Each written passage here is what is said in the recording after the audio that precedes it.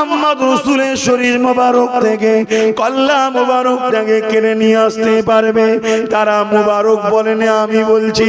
কেননা নবীর বিষয়ে কথা বলতে গেলে বুঝে বুঝে বলতে হবে, নয় ঈমান আমল সব বরবাদ হয়ে যাবে।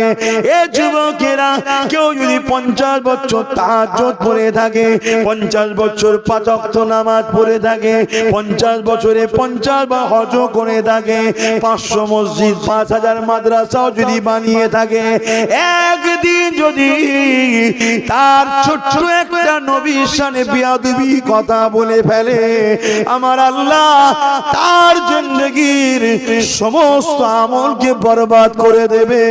কেননা কোনো সব আমল, নবী হলো ঈমান।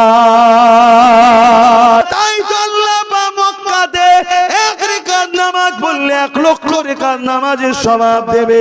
কেন? মক্কায় আমলের বাড়াই আছে, এখানে 1 রাকাত নামাজে 1 লক্ষ রাকাত সওয়াব হয়, মদিনায় 1 রাকাতে 50,000 হয়। কিন্তু ঈমানের হিফাজত মক্কাতে আল্লাহ রাখেন, ঈমানের হিফাজত আল্লাহ পাক মদিনা শরীফে রেখেছে।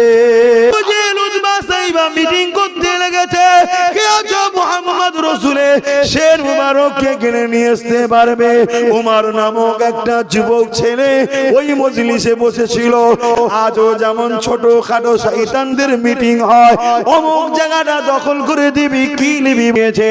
তোমার বাড়িতে কেউ যদি লেবারের কাজ করে, সে জমিতে হতে পারে, ঘরে হতে পারে, বা যে কোনো তোমার কাজ করে দেবে, ওর গায়ের ঘাম শুকাবার আগে ওর পরিশ্রমটা মিটিয়ে দিতে হবে।